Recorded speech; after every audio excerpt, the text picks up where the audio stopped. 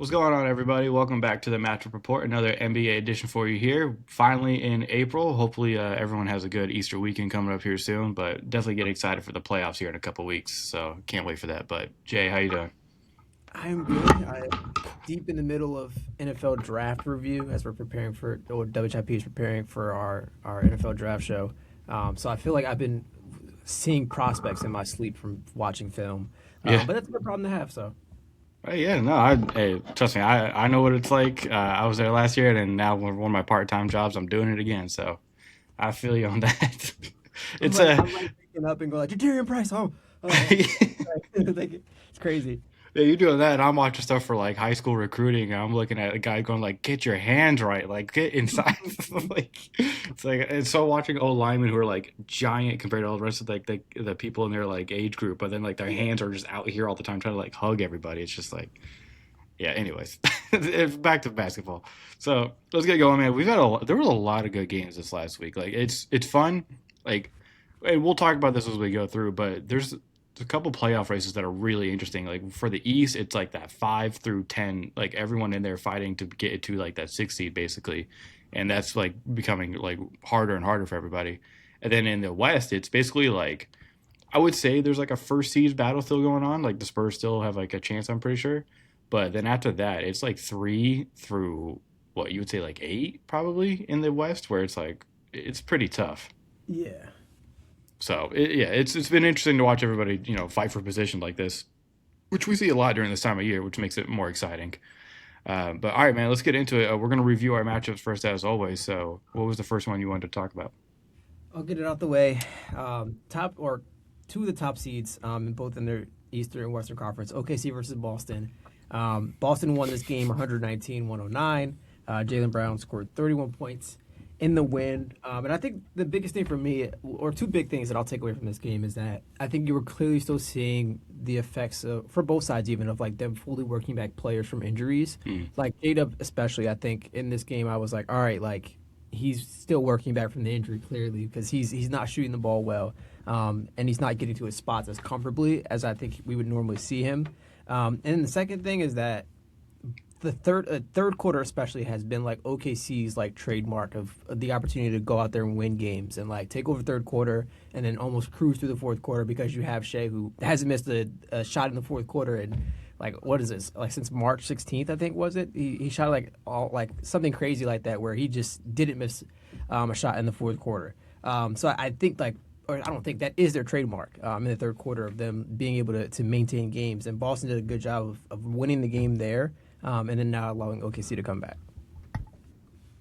Yeah, I think with well, starting with Boston, because we were not to like talk about, but like what we were just discussing offline. It was like we were talking about like all NBA stuff, like kind of prepping for like how we're gonna look at that. I think Jalen Brown for me at this point is one of the first five guys.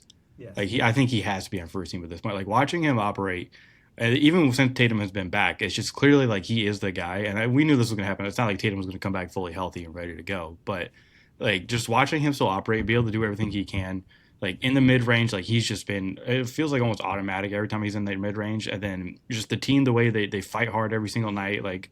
I mean, not to preview this too much either, but Joe Mazzulla is my coach of the year. Like, there's no question about it. Like, I think he's been that coach of the year for me for like at least a month now. It's just the way he gets his team to fight hard with a bunch of guys that a lot of people probably don't even know about, who are just out there. I mean, it's like from the start to finish, they're shooting threes, they're playing hard defense, and they good. They go to Jalen Brown when they need to play, and 9 times out of 10, he's gonna make that play. But then you're still impressed with like Tatum since he's been back has been look, man, the East, it's been a weird story all year, but if the Celtics are going to look like this with Tatum playing like this, then they truly are to me like they're becoming the team where it's like who's going to beat them in the East now if they're going to play like this? Because like while his shooting hasn't been great, which kind of like you would expect for a guy coming off of like an injury like that, like working his way back in, the shooting efficiency numbers aren't going to look great, but they have been getting better, especially after the past like week. He's only played in 12 games so far, but it's the defense is still there. The physicality you can still see at times. It's getting back, but it's also like he's still like he's putting effort on the boards. He's being a playmaker. He's playing well off the ball, and you're seeing the old Tatum sort of like start to creep back more and more. The more comfortable he's getting out there.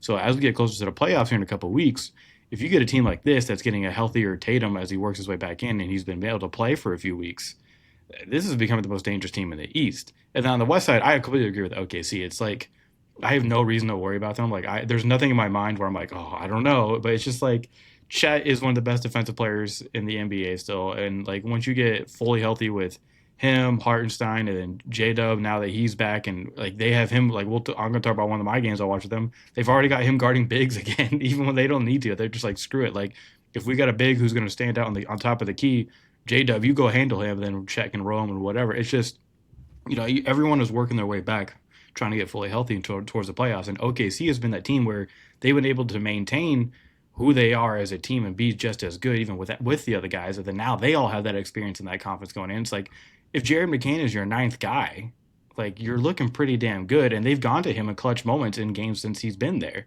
already. So it's the depth, man. We talk about it all the time, and like to be able to flex that depth is crazy. You mentioned, and this is just like solely like I'm not saying it's just as an OKC fan, but you mentioned Joe Mazzulla for Coach of the Year. Do you think Mark Daigneault gets a bit more recognition here with just being able to manage with all the injuries OKC have had, where you've had J-Dub out for most of the season, you've had Chet injured, you've had Hartenstein injured, and your bench and a lot of your key players are stepping up, but you're still the number one seed in the Western Conference. Like, look, I agree with you and say like I think Joe Mazzulla, regardless, like where you consider like the expectations going into the season, I do think that it's very clearly that he would be the favorite for this. But I'm just saying, like, I don't think we should sleep on Daigneault at all. Just with the way OKC has been able to manage and keep the pressure of being the former NBA champions and still managing to be the one seed in the Western Conference. Yeah, I just think for Dagnall, it's unfortunate. Like he's going to suffer from success on this one because of the year that OKC had last year, and like we know what the depth is. It's like with Boston, unless I mean you watch the NBA like we do, like most casual fans aren't going to know a lot about Boston and the players that they have out there. But like even as a casual fan, even if you don't know the names out there for OKC, the biggest storyline for them a lot of times is their depth and all these guys that they just have who can play at any time. So it's that's more of like the narrative aspect of it, I think. But I just think Joe Mazzulla is a lock for me, and I think he is for a lot of people, just because of you're right, like the expectations for the year coming in with Mazzulla and the Celtics, and then just how they've way outperformed any of that. For like the fact that we're talking about them as like a contender now, for a while, but especially more and more as the season has gone on. So, and then for OKC, it's just like this isn't like it shouldn't be held against them because Missoula's had Jaylen Brown at the same time, but like SGA has been healthy most of the season, and when the MVP is out there playing for you most of the season, it's kind of to be like they're not going to hold that against you as much as like okay they had Tatum out and they were working back in. That's fair. Yeah. Is there any other coach you would think of though, like off of your head, like who could maybe deserve a chance besides those two? Um, Honestly, like it's tough because I think those two are the front runners, like clearly with just the way the season has kind of shaken out. Um, I, Initially, what came to mind was Mike Brown, but I was like, I don't know, like it just doesn't sound right. If there's one that I'll just throw out there, I think I'm not gonna soon be able to say his last name right. Darko from Toronto. Yeah. Solely because I think of the way Toronto has kind of been like a really sneaky good team in the Eastern Conference, and just like him being a big part of that, where it's like you have a lot of your guys that I think we were almost like, all right, you have a mediocre roster initially just on the first look, but you're able to get a lot out of Brandon Ingram. You're able to get a lot out of Scotty Barnes, and I think the entire team as a whole has kind of really gelled well, and I think he deserves some recognition for that. Yeah, yeah, I think you're right there. But to me, like I said, it's Joe Mazzulla. I don't know. Like it's just it's hard to talk about any other coach when you're like, yeah, but look what Mazzulla did. Like it's just it's ridiculous. You know what's crazy? It's gonna bother me the fact that like he's gonna get the award, and then like be like, this is cool and all, but well, he's been very public. He hates awards. Matter on Judgment Day. Yeah, like, yeah, it's gonna matter during the rapture. Yeah. He's gonna say something. On Judgment Day. Yeah, or he'll be like, you guys interrupted me watching The Town for the 800th time for me to come give this award I don't care about." Like, it's gonna be because he has been vocal. He's talked about. He's like, "I don't care about these awards," but like, he should be rewarded for the work they've done this year. It's nuts because like he always like goes like, "Oh, it's the players," and the players should be recognized too, especially Jaylen Brown. But anyways. All right. Was that all you had for the OKC Boston? Yeah, so actually, I'll double up here because I had another Boston game, and that was Boston against the Hawks. Which, Yeah. speaking of head coaches that might need a little bit of love, Quinn Snyder of the Hawks, I think he's had a really good year, especially when you consider Jalen Johnson breakout and Kill Alexander Walker stepping into another, a bigger role in Atlanta. But Boston won this game 109-102, and it wasn't for Jalen Brown. It was for 36 points off the bench from Payne Pritchard. And look, this is what you get with Boston, where it's like you obviously have Jalen Brown, you have Jason Tatum, you have Derek White in your starting lineup, and then you have Peyton Pritchard come off the bench and score 30, and it's insane.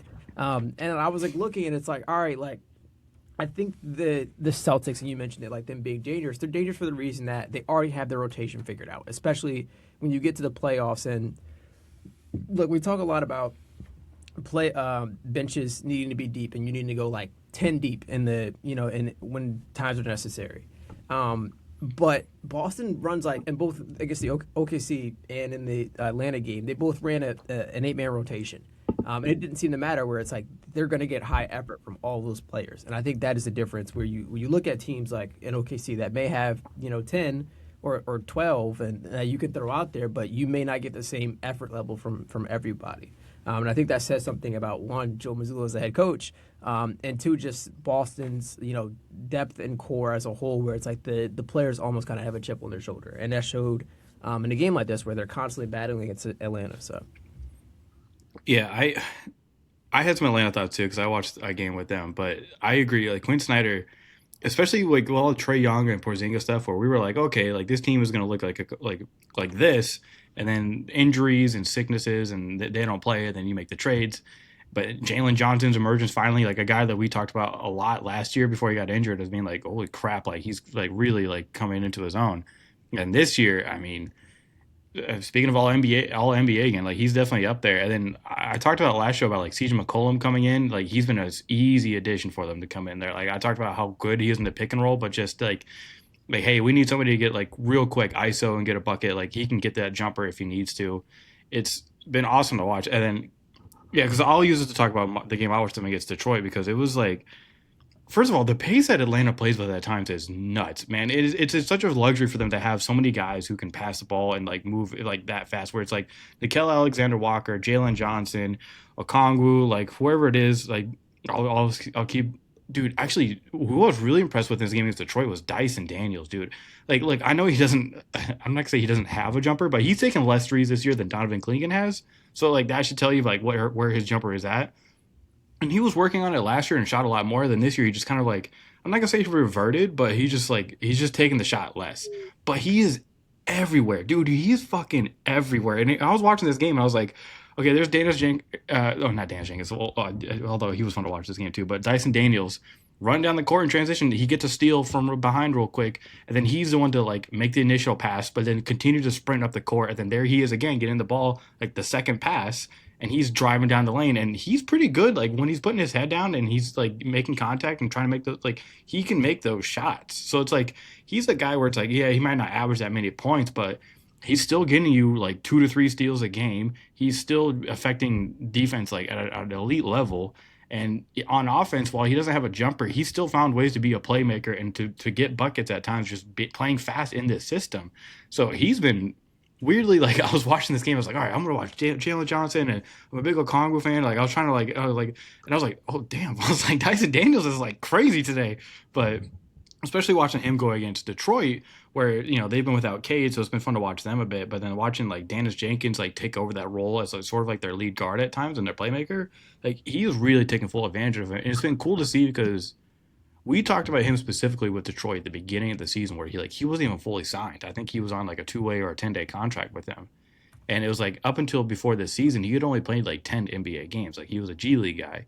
So it's always cool to see like we would talk about the expansion. Like these guys are getting these opportunities, sort of like Brandon Williams with the Mavs. If you've been watching them, like he emerged for them towards the end of last year with all these injuries, and then now he's like a mainstay on the roster this year.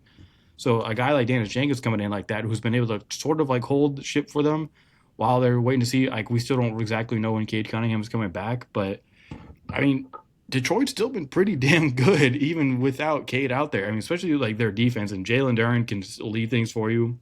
like as he continues to work on his game on offense, like he's a monster down low physically, and he's sort of trying to like hit some elbow like jumpers. Like it's not always pretty, but like it's there. Like he's working on it.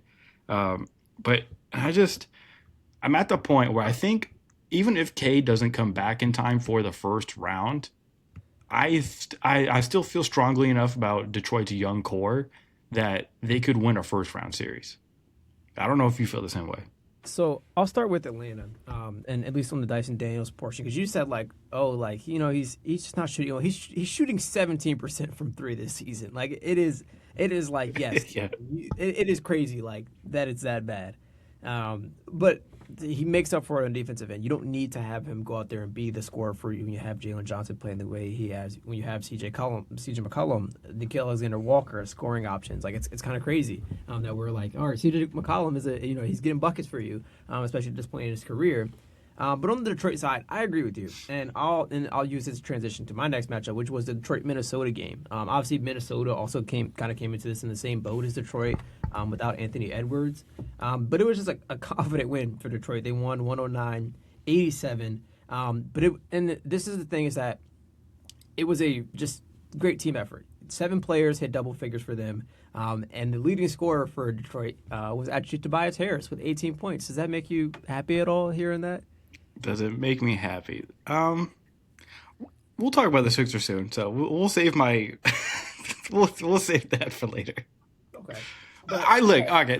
In all seriousness, I am happy for Tobias. I think his role at times with the Sixers wasn't the best. I think he got put into a box he shouldn't have been in. At the same time, he did disappear a lot in the big games. So it's cool to like he was never like not like I don't like the guy. Like he's an awesome person, but like it's cool to see him have success somewhere else. And he has a very vital role with Detroit. I was like they talk about all the time. Like he's the vet there that like is like a steady presence, like a voice for them. But yeah, I'm happy for Tobias. But yeah, I think this Detroit team has just been working really well, and just being confident. I think is the biggest thing. Especially you're seeing a lot of these young guys go out there and play confident, play to their full abilities, where they're pushing OKC to overtime and they're making these games close. And then the game against like Minnesota, albeit like they're in the same boat of like their depth is really trying to show in the game without Ant. And we saw that, and I think these are important things when you're trying to look for what the playoffs will look like. And we talked about constantly like your bench needing to be ready for the big moments when you might have to play without Cade for a little bit. He's expected to be out at least another week, so obviously not the worst case scenario. Like maybe you get him back potentially for the final game of the season, but you at the same time this is definitely an issue you do not want to rush back by any means. So either way, I think Detroit's definitely in the right direction. Yeah, and I think we can't go by Detroit without me talking about Asar Thompson. It's just how great he is on the defensive side and how like he is still just dude. He's another one of those guys that he's just all over. He can do so much for you. The way they crash the boards, and dude, I think what I really want to see when Isaiah Stewart comes back, and this is also partly why I'm such a believer in them in the first round, even without Cade, if they have to play that way, is if you have an Isaiah Stewart out there, a Ron Holland, and an Asar Thompson, like those three, like as a defensive lineup, is insane, and they can still get it done on the offensive end if you need. But like, I'm sitting here like if both Asar Thompson should be considered for like one of the like top 5 defensive player of the year candidates in my mind. If Isaiah Stewart had played enough games, I would be considering him up there as well. Like I don't think it's talked about like his rim protection and it's just like he can even get it done on the perimeter. It's so good, but yeah, Asar Thompson, Ron Holland, Isaiah Stewart, guys like that, Jalen Duren, we know what he can do on defense. Everybody plays physical. They're fighting constantly. And like you said, without Cade, like they're still staying in close games. Like the Atlanta game, it went to overtime. They lost by 1 point, but like against good teams, good offenses, like they're sticking in it. So that's why I'm saying like there's a little bit of confidence there still, even without Cade. Yeah, I agree, and I think this will definitely be beneficial for them moving towards the playoffs. 100%. All right. Okay. I want to go next. I have a lot of Sixers thoughts I'm out of because teams, so or out of matchups from last week, so it's all on you now. oh, is it okay? Well, good because I might have to get on a soapbox here. It's not like nah. Well, all right. So I mentioned last week I was gonna watch the Sixers games where you have because Paul George. Well, I watch every Sixers game, but like Paul George, Maxey, and Embiid were all gonna be coming back to play with each other finally. The first was the Chicago game, where both Embiid and PG came back. Maxey wasn't there for that one. I'll start with that one, and I'll try to make it quick because it wasn't really a game. Like even after the first half, it was basically done. Embiid just took over. Like Embiid came back and was like, "I'm just gonna win this game." Basically, there was nothing the Chicago Bulls could do about it. If I'm being honest. Real quick on the Bulls, kind of sad how they're going out, man. It's kind of sad how they're going out. Like everyone, like you got rid of the Sumu, and then Giddy just like he's been kind of like like towards the end of the season here, and they're just it's just kind of sad. I'm starting to question like, are they finally going to do the full teardown? Like the Jaden Ivey stuff too. Oof.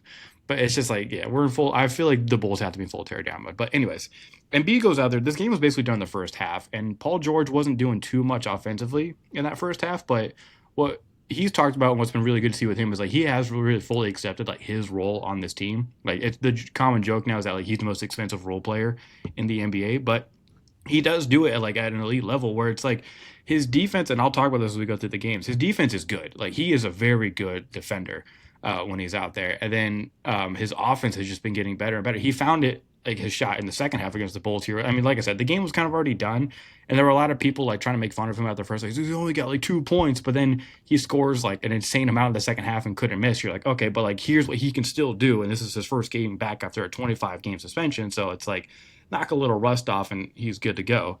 But yeah, like I said, I didn't have too much with the Bulls. It was just like all I said was like, all right, welcome back. Like here's your warm up game, I guess. Like the Bulls didn't really put up much of a fight. I think Um, especially in the case, real quick on the Paul George situation, like he was suspended for 25 games for PEDs. Like it wasn't like he was an injury, so he's like he can come back. Like he was probably full on practicing with the team the entire suspension and has been mhm. ready to go. And I think he's definitely looked that way. And it's funny because like I think the biggest like a big thing that I love about just like NBA social media as a whole now is just like the use of songs like outstanding, right? Like that's the Yeah. watch anthem. And it's funny because like a lot of people are now putting like Paul George like his, at least the past week his highlights to like Return of the Mac he's Yeah. back. I'm like, all right now like let's calm down a little bit, but it is cool to see like him because originally it was like they used to put him to Erica Badu because how Oh smooth he yeah. was, and then it became outstanding, and now it's Return of the Mac. So it's just funny seeing the evolution of like the Paul George like edit. But Paul George gets the best edit music, I think.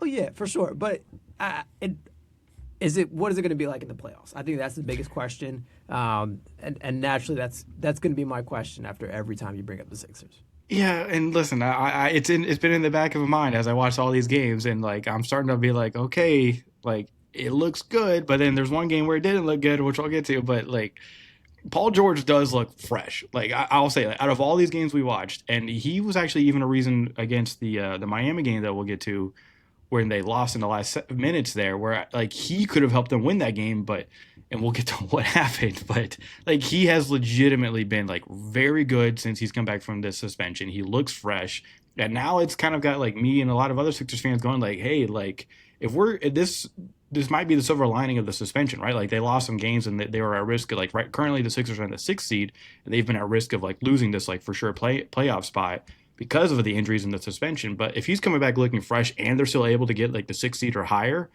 that could be the silver lining in all this. If we're being honest, but that's also a lot of hope for Sixers fans, which means the more you build up hope in Philly, the worse it gets. So, all right. Anyway, let's move on to the next one I watched for them. That was against Charlotte, like a really fun one. I mean, any game you watch against Charlotte is going to be a lot of fun. Very with, and I'll talk about this when I talk about another Charlotte game too. You have to match their pace, and this is why everyone is saying like this is like the team in the East. Like if they come out of the playing tournament, they're the team you don't want to play, no matter who it is. Like even if you're like Cleveland, Boston, Detroit, like the Hornets are going to be a problem to deal with on defense because they're so damn fast. They push the ball so well, and they're getting their shots up. And when they're hitting their threes between Con, LaMelo, Brandon Miller, like those three especially, like it looks really damn good. Um, so in this game, Charlotte out rebounded the Sixers. It was a 15-point comeback for the Sixers when they had a good third quarter. And they weren't leading until like 9-ish left in the fourth, and then they were able to just take over and like seal a win. And I think that's more of where you saw like Embiid and Paul George and guys like that help out a lot more, like towards the end there, where it was like, all right, let's just let's have a steady presence, let's calm down. Like the game got a bit close again, and Embiid, who we know has been dealing with like his oblique injury, and he's talked about how his knees are not an issue anymore. He makes like a game saving block in the end here on Brandon Miller on the wing for like he blocked a three, falls into the crowd, and immediately he's back up, and it's like, oh, like every time he jumps like that and lands, you're like, oh crap, oh crap, oh crap. But then he gets up and he's fine, and he's like, yeah, you're like, I'm the dude. It's like I'm feeling myself a clench like every time he jumps. I'm like, oh my god. But it's just so Embiid looking. I mean, I don't. Anytime Embiid is on the floor, I'm just like, all right, he's gonna get 20. It's just like, is he gonna get 35? Like that's always like the question. It's like he's gonna get 20, and then Eric Collins, like you rewatching this game. I was watching the Charlotte broadcast, and he was so. It was like he was so complimentary of Embiid, but it was like backhanded because he's like, oh, like, he straight up called him a foul merchant at one point during this game. But it was like, dude, anytime you get a game with Embiid where he's going up against like young centers, like I'm sorry, like this is just it's gonna happen. Like your team is not equipped to like handle him on defense. But and then you got Maxey back this game, who was fucking amazing in his first game back. He dunked on a certain player that wears the number 0 for Charlotte, and the whole city of Philadelphia celebrated with that poster. And Embiid had a little fun with it, or Maxey had a little fun with him afterwards too, pointing and laughing at him. So he gained a lot of points with fans there. But I mean, this was another game where it's like, okay, like Paul George comes through and looks really good, and Embiid looks really good, and Maxey is just if you need that counterpunch for Charlotte, which you have to have when you're playing it, and it's the same thing with Atlanta, right? Like anytime you're playing a team with pace like this and the Heat, which I'll talk about that game next, like you have to have a counterpunch to teams that can play with a pace like that. And Maxey and Edgecombe and Paul George can, and to another extent, like Barlow for the Sixers can be that counterpunch for you. Even if Embiid is out there, like they'll talk about the times when Embiid's not out there, they can play a lot faster and freer.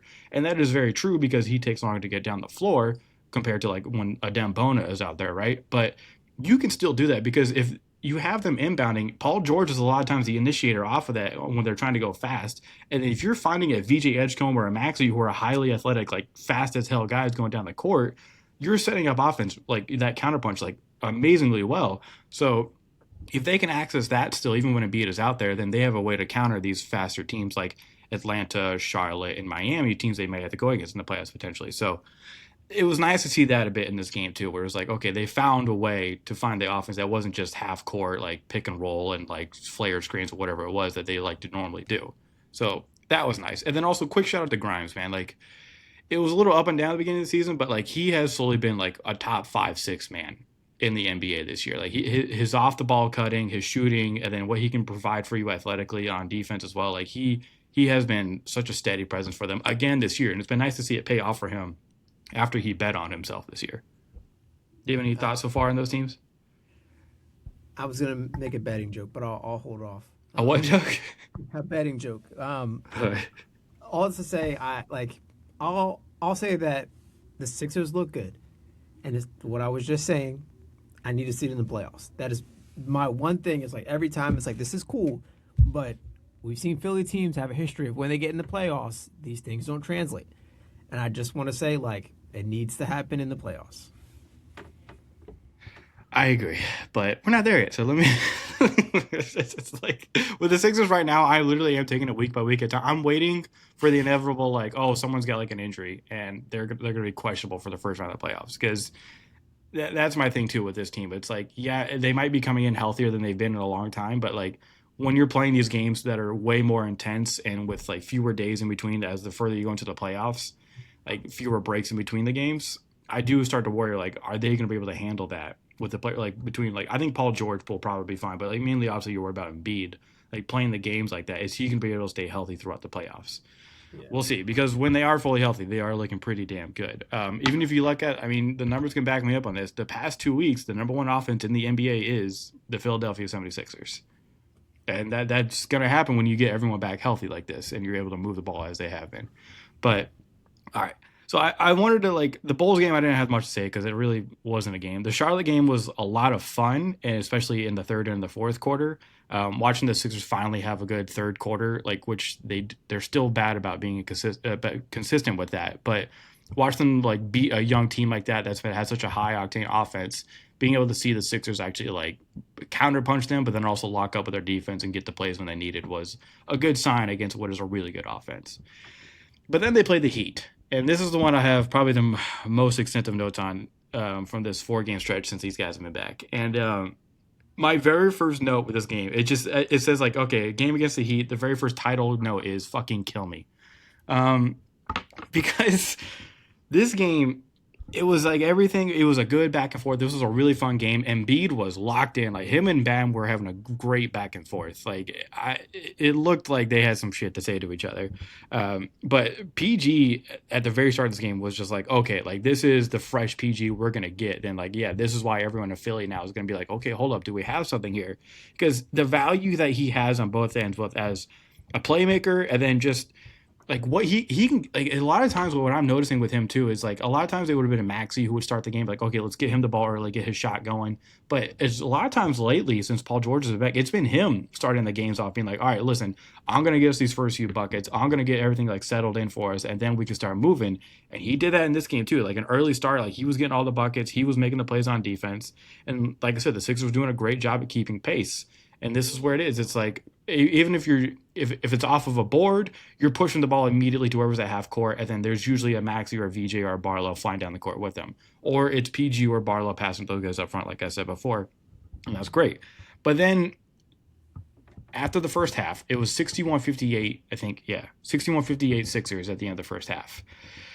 And then the Heat woke up and they started going on a run. And it was just the Sixers defense that we've come to know and love in the third quarter and just kind of in general at times where it's poor rotations and it's so frustrating to watch because it's like someone will try to shade and show help off of like the weak side wing, and then they'll come over, but then nobody rotates. Like nobody fucking rotates at all. And if they do rotate, then they just actually just leave a guy in the corner open. So 9 times out of 10, what was happening this third quarter is somebody would drive off of, they would see the shade help, swing, open shot for the Heat. And it would either be an open jumper or it would be like late help gets there and they're over committing on the closeout. So then it's an open drive for a team that loves to fucking drive. So like Jaime Jaquez and all them, Tyler Hero really started going off, especially in the fourth quarter. But the Sixers ended up getting down by like 15 points. But they did, to their credit, near the end of the third quarter, they started coming back and they tied the game up eventually. Let's see here. It was the Sixers didn't take the lead back, so they lost the lead very early in the third quarter. They didn't take the lead back until about 5 minutes left in the fourth, and they go up like 104, 101, and Embiid hits this like insane three to go up like 107, right? They're looking good. They're up by 6 points with like 3 minutes left. And then the Heat go on a 14-0 goddamn run. And it was just depressing, bro. It was just so tough to watch. The defense just fell apart. They couldn't get a bucket. And all this is happening, by the way, while Paul George is on the bench. And he's at the scorer's table at one point waiting to come in. And the Sixers only have one timeout left during all this going on, right? And then so the discussion point after this has been, Nick Nurse, what the hell are you doing? Why are you not calling the timeout? And people saying like, oh well, they only had one, but people saying yeah, but you use that one to get Paul George in there to like stop the bleeding basically in this 14-0 run that's going on. But by the time they do call the timeout, it's 1:30 left, and by that point it was 107-101 Philly at the beginning of this run, and then it's 113-107 at that point when they finally call a timeout and the Heat are up, and it's too late after that. They have an ATO where VJ falls. And the play falls apart. He tries to kick it out to PG for like an open or a contested three. And it was just like, if this is what we're doing, like we can't like execute our ATOs in the final minutes of the game, then yeah, a team like Miami who's going to run fast and who's going to play hard like this, like they're just going to kill you like that. And it was, again, the Heat zone thing. And I feel like this has been haunting me for years now as a Sixers fan. Every time they want to play the Heat, they put the zone up, and the Sixers just never know how to fully handle it. And they asked Embiid about it after the game. He's like, "Oh, it's not that bad. We got good shots. We just couldn't get them in." That's fine, but a 14-0 run is a 14-0 fucking run in the clutch moments of a game, and your team fell apart. And I do partly blame the coach. And I wanted to ask you about this because there was a interesting comment from one of the announcers on this, who said, and this is me kind of paraphrasing, he says, "Coach don't have unlimited timeouts. Sometimes players just got to make plays." He was actually making that comment about Spoelstra when the Sixers were going on that 15-0 run to come, or not 15, but 15-point comeback. He was making that comment about Spoelstra.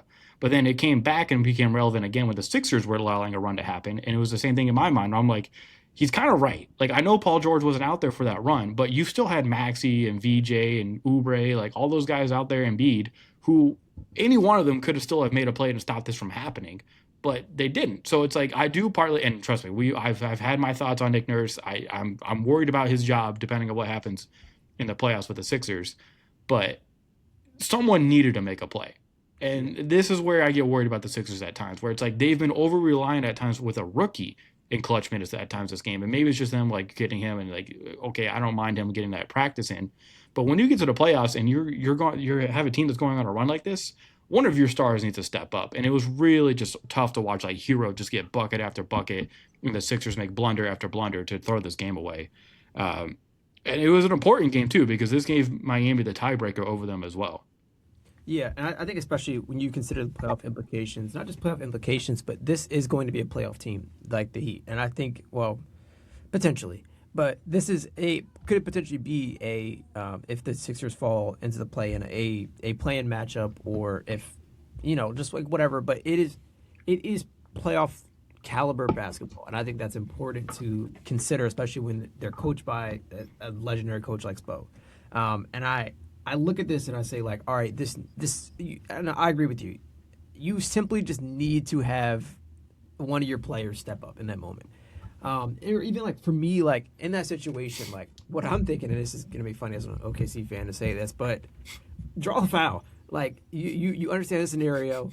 You have like be aggressive and draw a foul. Because one, it calms you down. You can have a moment to compose yourself. And two, you get to bring Paul George in. And yes, I know that's ironic to say as an OKC fan and Shea, all the foul baiting stuff. But just this one time, I would allow it and put my hands up and say, hey, you got to stop the bleeding somehow. But once again, these are the type of things where it's like you have to clean up come playoff time. And look, this could be a situation where it's like lesson learned. You move forward and you take it forward and you bring it into the playoffs and it doesn't happen again. This is the Sixers we're talking about. I think this is going to be a recurring issue. I'm inclined to agree with you on that because it's too often, and the game management aspect at it with the coaches, because it's one or the other, right? You can't have bad game management and your players aren't making plays, because then you're just saying like at that point you're just saying like, okay, whatever happens. Like something needs to happen, and it's the players not making the plays, and then it's the coach not realizing in time. It feels like everything just kind of, because it wasn't the last 3 minutes of the game that all this happened. It was very quick. But the coach needs to realize at that point, like especially when it gets closer, right? When they first go to score those first 7 points and they tie it up or take the lead, call the damn timeout and get like your starters out there and stop this from happening. But it was just way too late because, I mean, it was a 14-0 run and it ends with being 117-109 with like 30 seconds left in the game. So it was like within 2 or 3 minutes, the game was over. Like, that was it. Like your lead just evaporated and it was just like it was done. And you're all standing around going like, what the hell just happened?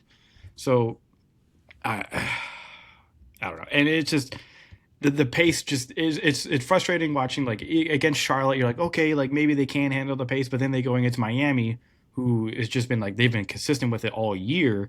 And I mean, they're number one in pace. Like, I don't understand like how we don't understand that, how we're not trying to counter that or deal with it enough.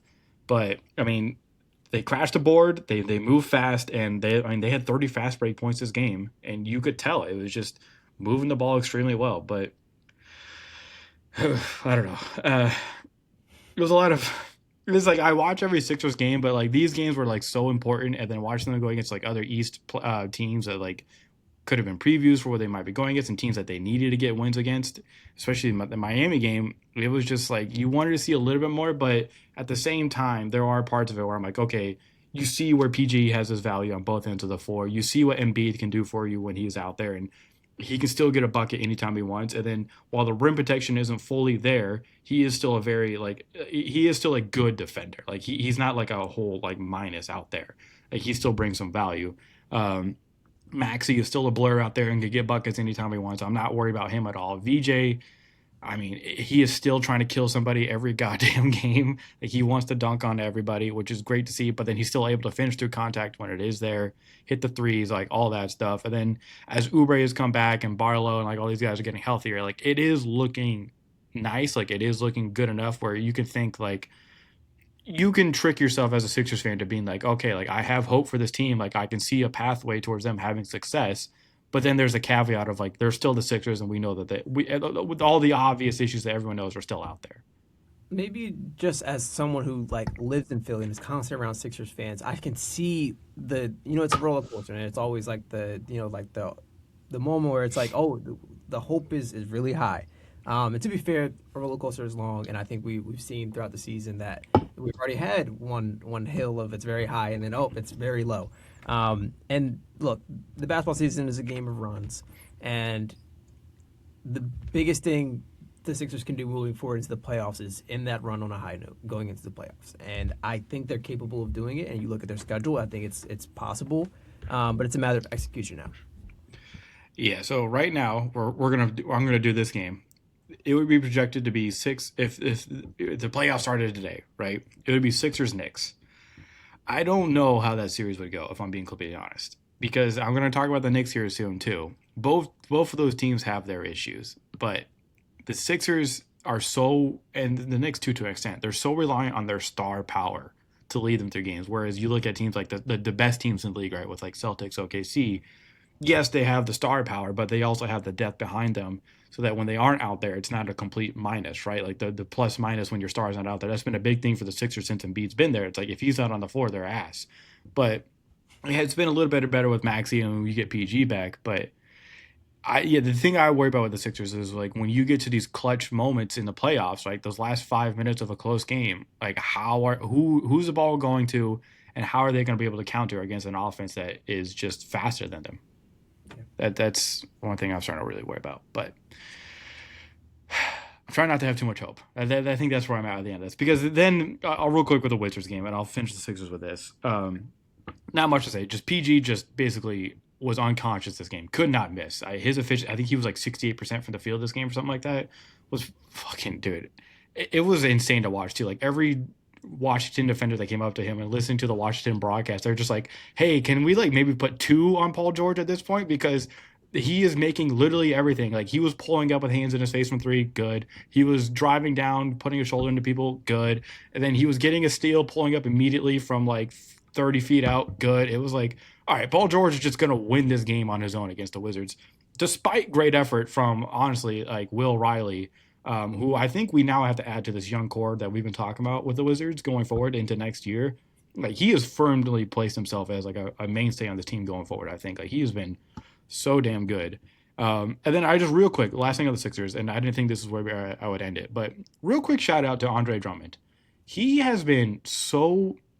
It's not always great, right? Like he is a backup center for us, and he's getting up there and all that, but like he has been such a useful player on this team at times to like step in where it's like he's not getting consistent minutes, right? Like there's just games where it's like Bono will get most of the minutes after Embiid, or like Drummond will and Bono won't. But then it's like, or it's like even in the it was like the Charlotte game, and even I think in the Wizards game, where it's like he's not really playing him as much until like the second half, and it's like because there's been games like that where it's like he won't play the first half at all, and then like crap, we need someone like Bono always gets in foul trouble. He'll have 4 fouls at the beginning of the third quarter because he can't stop jumping at people. And then so I was like, all right, crap. Now Drummond needs like more minutes.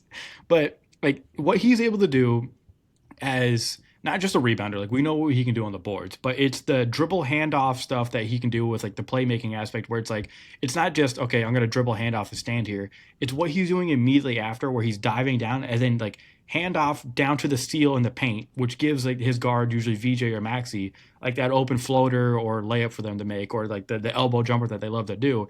That they're getting that because of their playing off of Drummond and what he's able to do for them, like creating that space for them. So it's just real. And Maxi even shouted him out. I think it was after, I forget which game it was recently. It might have been the Charlotte game. I think he shouted him out. It's just like him being out there in those spare minutes that he gets, like he has shown like he's fully accepted his role now as that backup center. And he's going out there putting in the effort to like help this team out. And his teammates are recognizing it, and like so are we, because like it's just so nice to have like a steady backup center at times for the Sixers, where like that's been a consistent issue with the Sixers. And a lot of it's been the Sixers' fault because they've constantly, since Embiid has been like who he has been, like since he's reached that sort of like MVP contender kind of level, and they've been on this timeline of like it's time to win a championship. We're going to try and win a championship, and they're always making these trades for big players to sacrifice depth. it's always been like these younger players who have had to step in, or like these older vets, like in the past it was like DeAndre Jordan, Dwight Howard, like whoever it was, and Paul Reed, like on the younger side, who had to come in and be these backup centers for Embiid, and they just weren't like as good, and it would be like a negative when they were out there.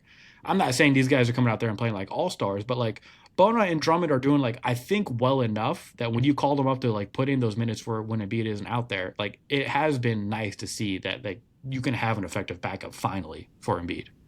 Yeah, I'll start with the Wizards game because this was a full team effort. The team shot 62% from the field. Like that's insane, and damn near 50%, 49% from the three. Like it was a great team effort, but. And look, I know people are going to say, "Oh, it's the Wizards. They scored 153 points against the Wizards." Yeah, they did. Yeah. But if it's what you do, it's one of those games where it's like you know what you're going into, take care of business, and they took care of business. But on the Drummond side of this, I do agree with you in the sense that it's not been all good all season, obviously. But I think the center, especially backup centers, is talented backup centers are very hard to come by at any level of basketball. It feels like especially like at the college level, we always talk about like, and especially NIL now, like you're gonna have to like it's hard to go out there and find a center or a backup center to go out there and lead your team. And I think that the same can be said about the NBA level, where it's like you can have your star, but like who's going to be the backup to the star?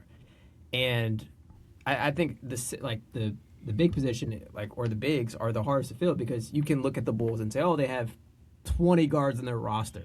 Like we can always go make some acquisitions there, but it'll always be hard to come by someone who can step in and give you suitable minutes when you're without an Embiid, when you're without a Jokic. And I think it's the same way. Like I credit Jonas Valanciunas for being a great kind of facilitator and a backup option to have a big that can sustain minutes while Jokic is out. And obviously those are very different players where it's like if Jokic isn't on the court, if Embiid isn't on the court, you could feel the effect of like they aren't on the court and they are facilitating things. But that's why you have, like a Drummond who can sustain and almost like stop the bleeding while you have different lineup rotations. And I think that's something that we're continuing to see the Sixers and Nick Nurse like be aware of. And I think that he just needs to take advantage of that and be more creative when it comes to that.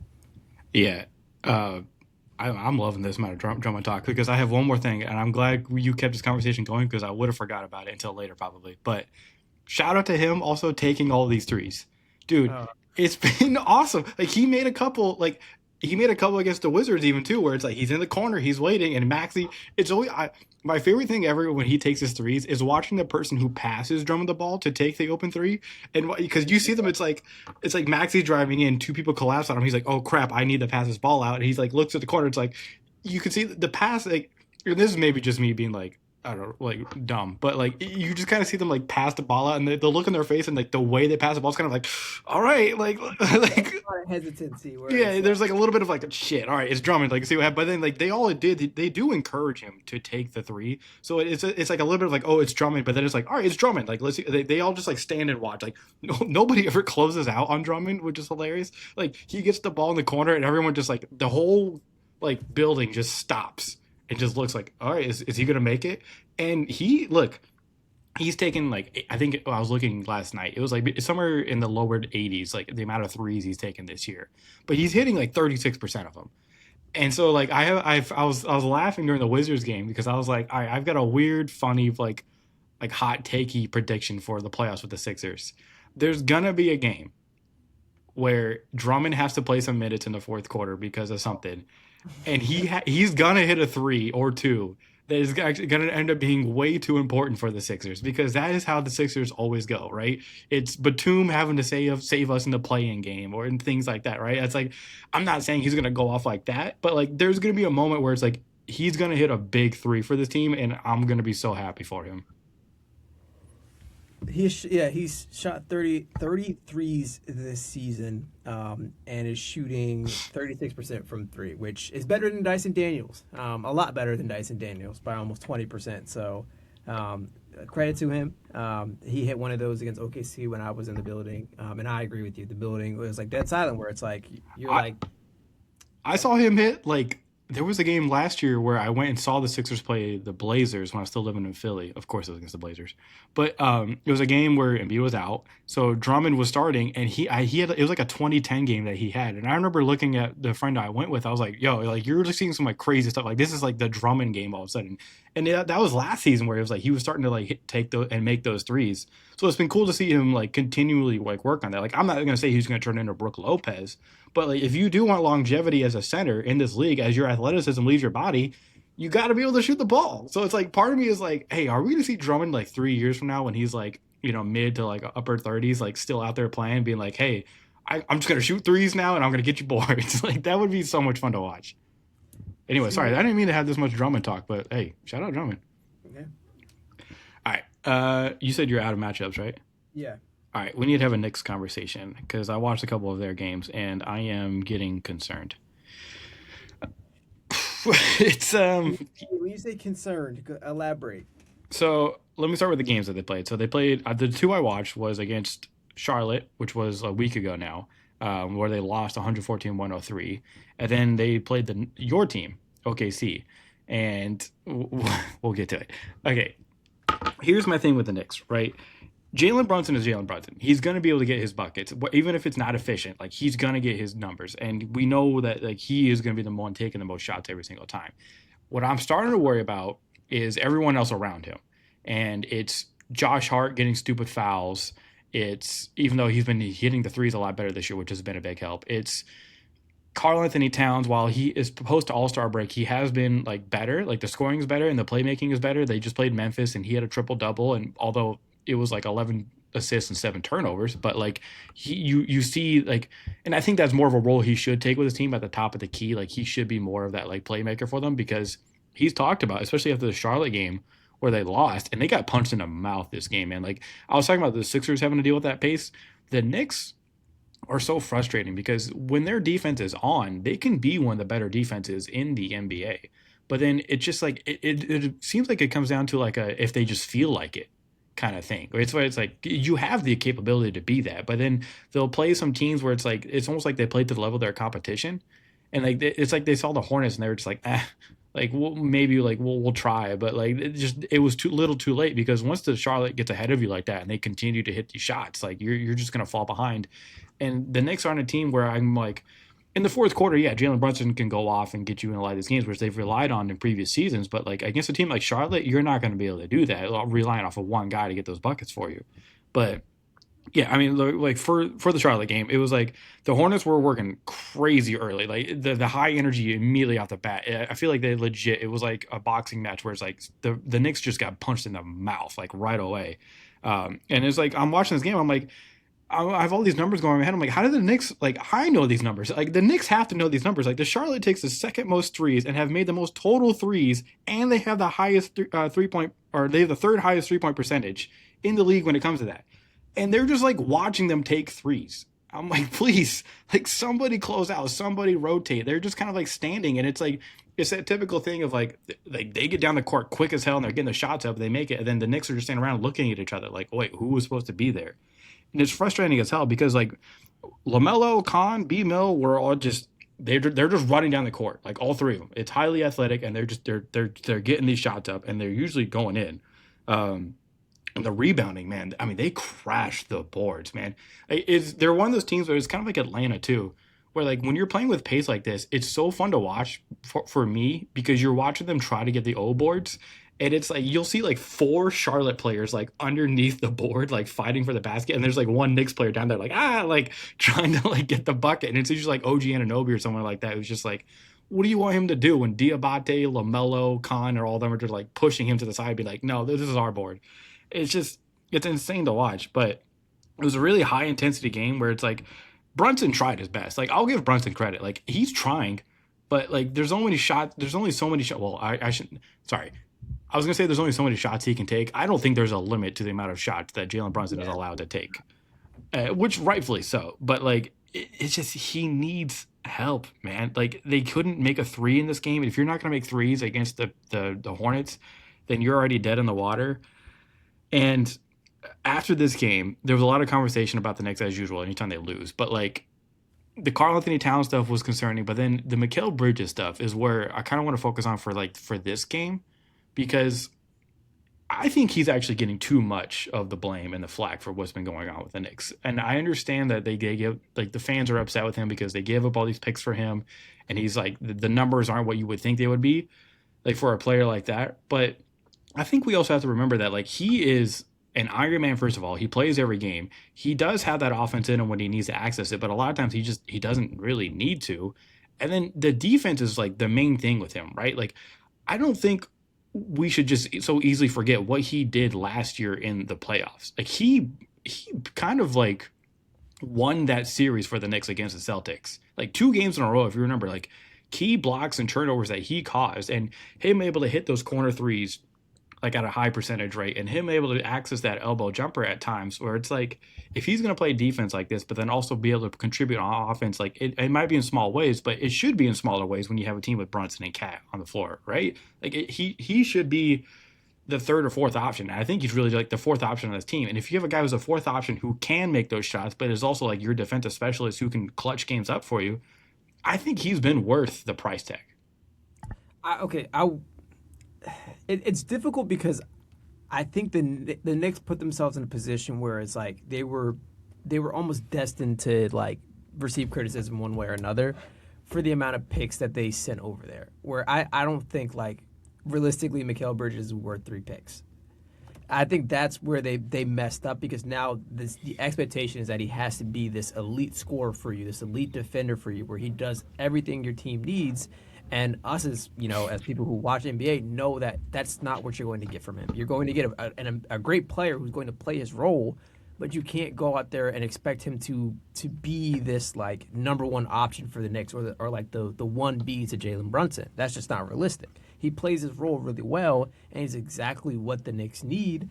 But the expectation from the price tag the Knicks put on him is the issue from the very start. I can get that's what I'm saying. Like I can get why like Knicks fans would be upset because that was a lot of first round picks.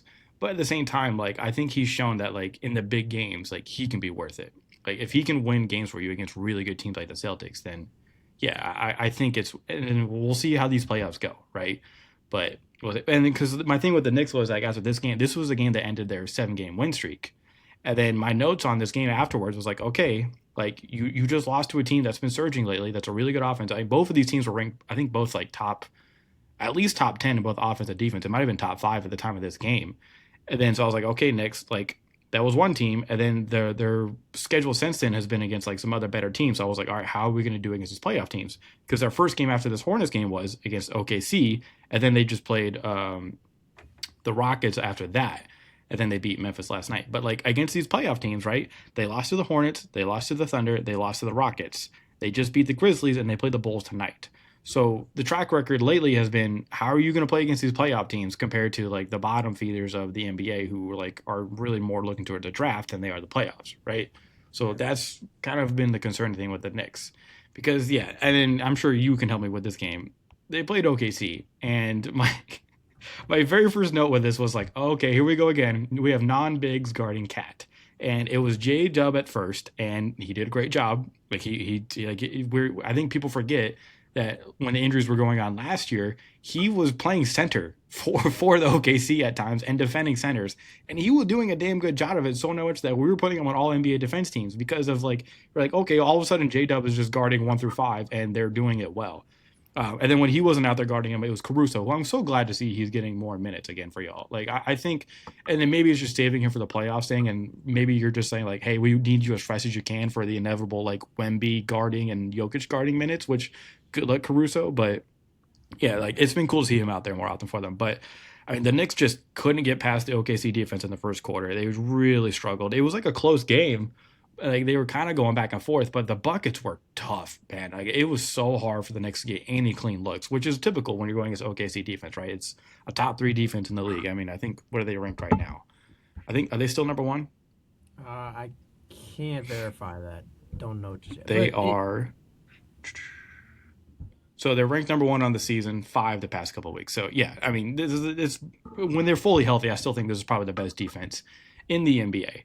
And then it showed with the Knicks because it was back to back. I made one note: the defensive breakdowns with the Knicks, and this is what's going to kill me sometimes with them, man. It's you would think with like players out there like Alvarado and like Hart and Mikal Bridges, OG Anunoby, that they would be able to stop some of these like lackadaisical plays that happen sometimes. But there was one with like it was Alvarado and Cat both stayed on AJ Mitchell off of a screen.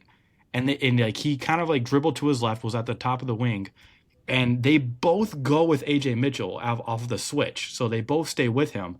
And then Hartenstein was just like, oh, okay, and then he just literally walked to the basket and like a quick little lob, and it was an easy dunk for him. It was like, okay, that was terrible. Like I don't know why we're allowing that to happen.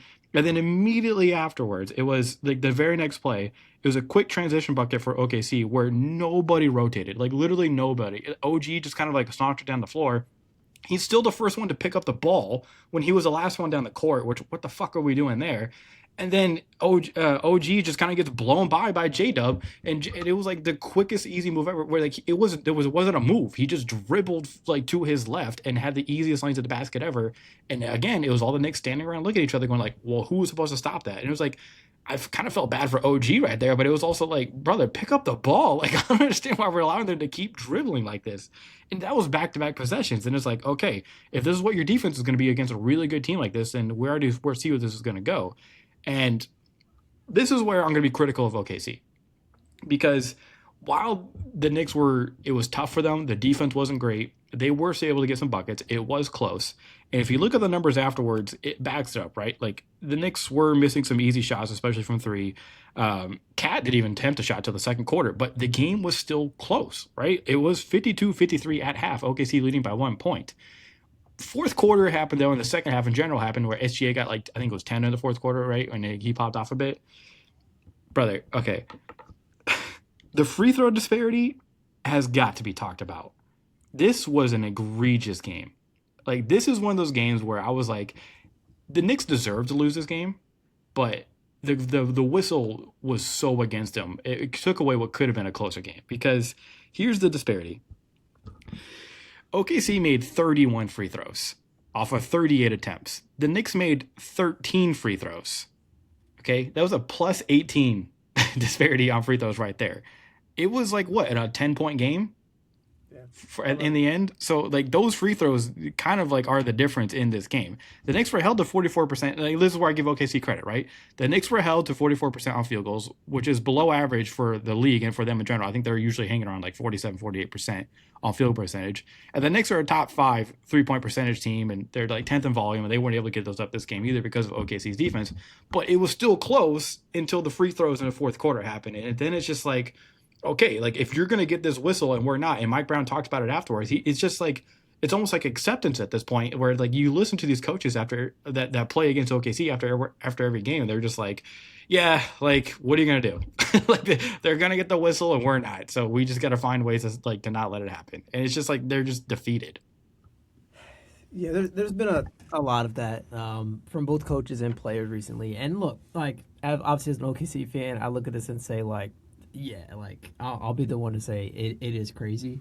Obviously, though, some of it is like, like I think it's very easy, especially when there's the clips going around. We talked about this before, where it's like people will see one clip of like a really bad flop and assume that like every free throw was that like opportunity. Like that's how they got all their free throws to the line.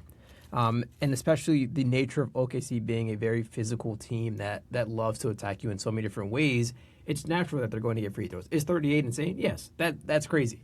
And I'm not going to sit here and try to spin that any means and try to justify it and say, well, all those were legitimate fouls.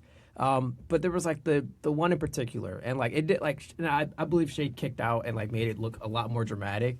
But I saw like Twitter discourse and people were like, oh my God, it was like insane. And like, so everyone, like all the OKC fans were like in the comments, like, and they clipped it like, and like literally zoomed in exactly. And I'm forgetting who it was that fouled Shea, but you can clearly see his hand fully palming like his arm.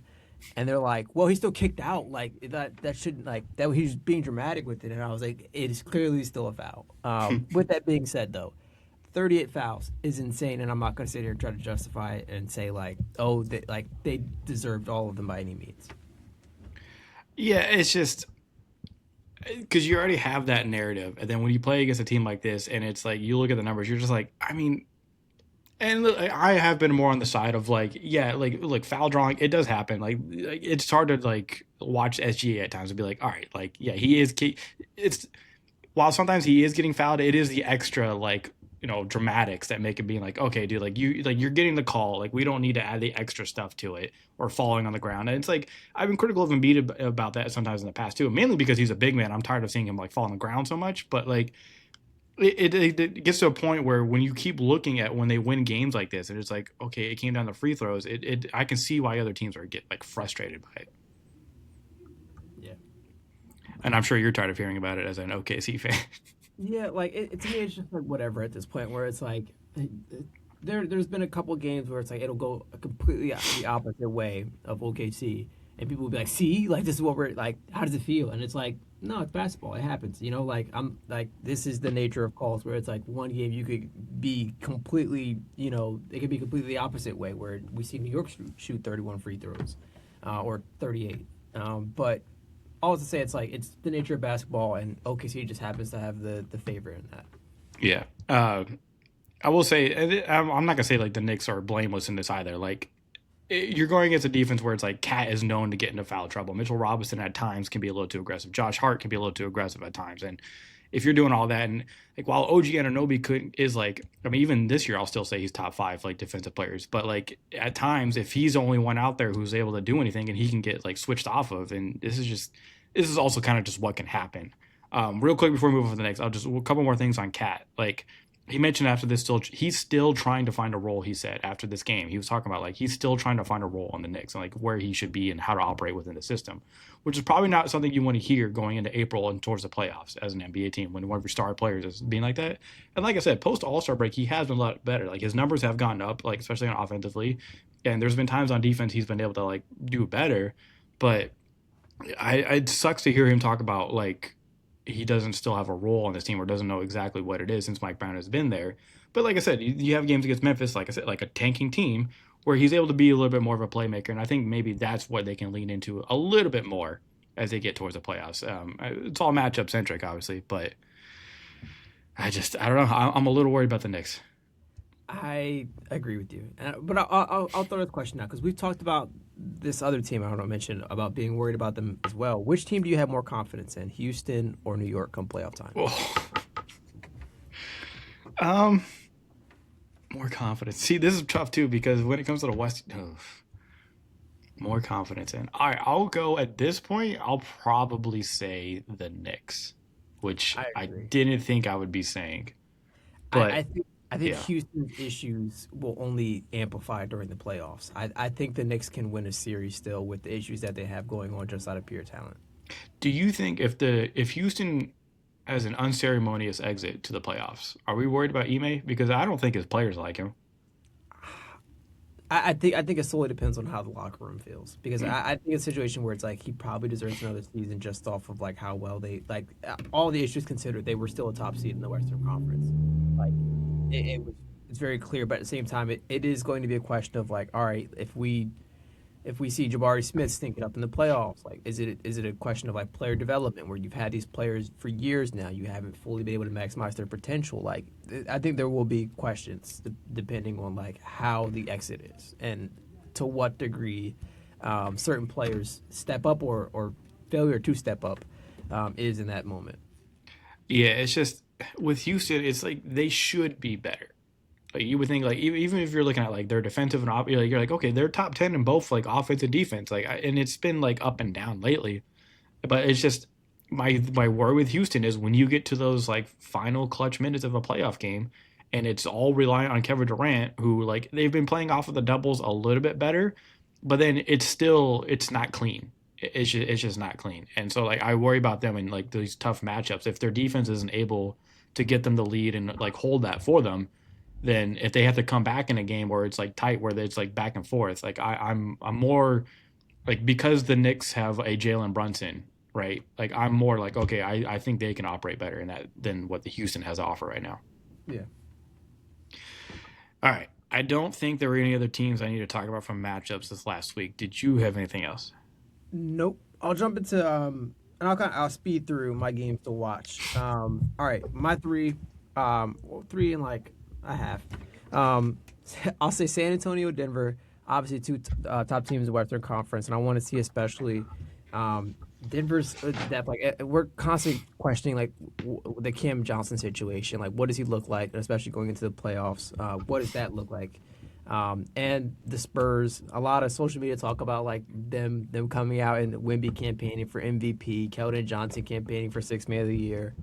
So I want to see them put put their mouth where or put their money where their mouth is. Philly versus San Antonio as well. My second San Antonio matchup. It is not a back to back, so I'm assuming this is an Embiid Wemby matchup if Wemby's healthy.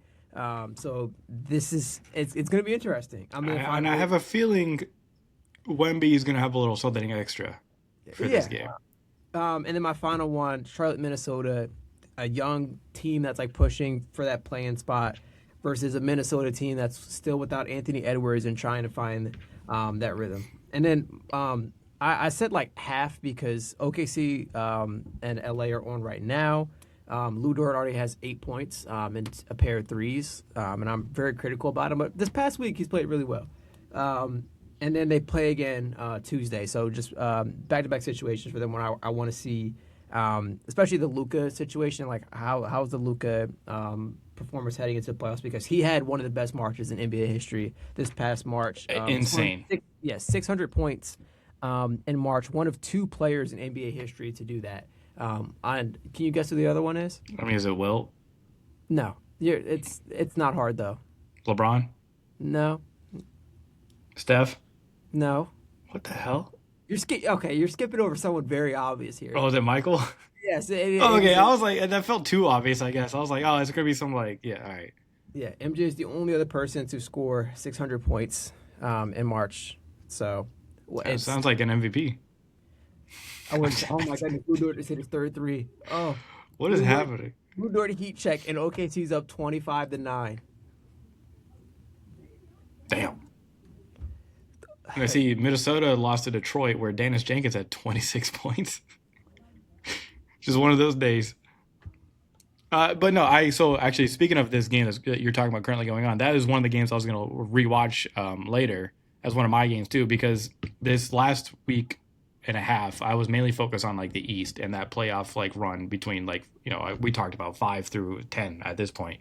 Yeah. I've been really paying attention. So this next week, I really want to watch a lot more of the Western games, get more familiar with what they got going on before the playoffs going on. So LA OKC is one of them. Mainly just like, one, it's impossible to watch Lakers games at times because of what, like, they're on Spectrum Sportsnet. So it's like, even if you have League Pass, it's just like, okay, I can't watch this. And as a local and like I live in the LA area, like it's still hard to like watch the game. It's really annoying. But so when they're on Prime Video, I'm like, finally, like, okay, I can watch that. That's one game I want to watch. Later tonight, also San Antonio and the Clippers. I really want to watch that. I don't think Kawhi Leonard is being praised enough. And the Clippers in general for just the turnaround they had on the season. We were all in, well, not you.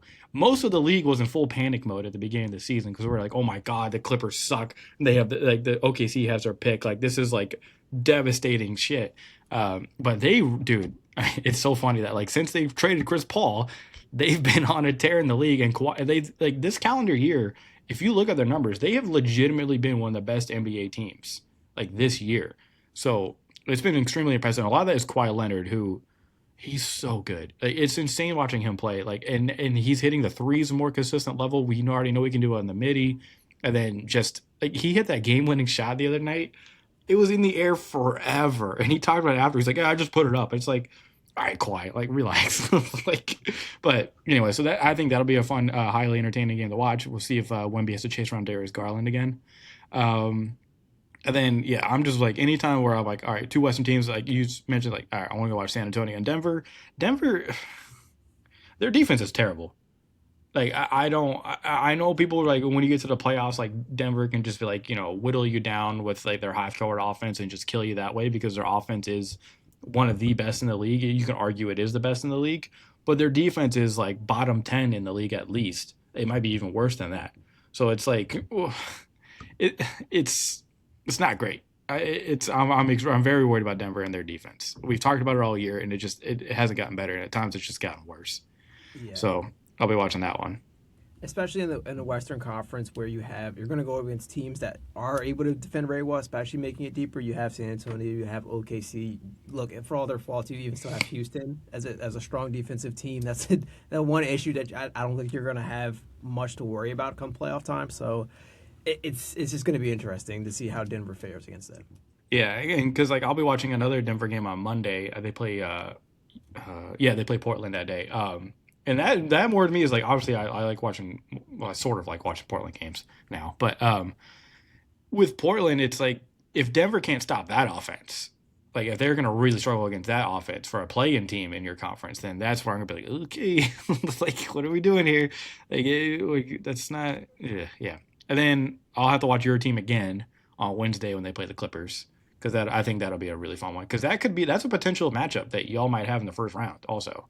Yeah, so it's weird because like we all know like all right, the top four teams Western Conference have locked in the playoffs. And then the bottom 8, 9, and 10 have locked in play in. So Golden State, Portland, and the Clippers.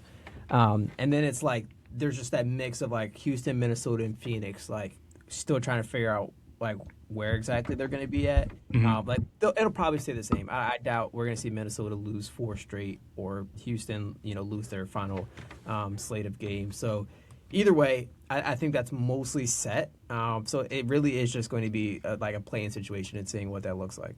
Yeah.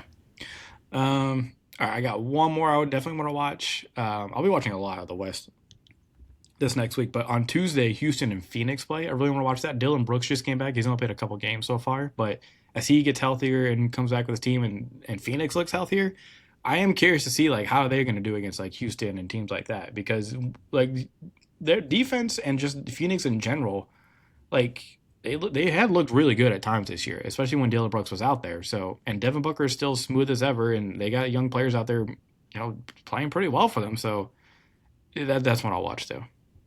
Lou Dort just hit another three. That is Four, four threes in the first. good Four God. threes. He's up to 14 points, and OKC's up 16. Um, I I owe him an apology. But No, yeah, one game. well, yeah, but these are the games that he was about to pull us another one. Um, all to say is that, and even watching this game, I think something because we're in the point now where it's like 5 games left for almost every team. I really want to see, and especially looking at this game, how do the Lakers handle the defense situation? Because obviously you have Luka, you have LeBron, you have Austin Reeves. What does your defense look like, especially come playoff time? So we were talking about Denver.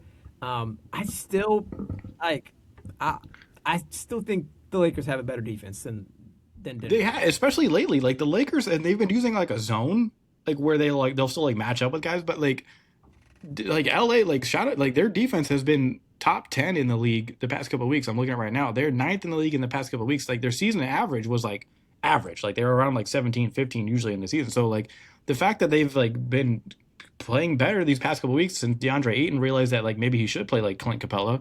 Like and also LeBron actually like stepping up as well, like playing in like his new role that he's like embraced. Like the Lakers, we know what their offenses can be, but yeah, if their defense can match up like this, like they're legit. Like, dude, think about our conversations with the Lakers a month ago, like before March started. We were like, I don't know.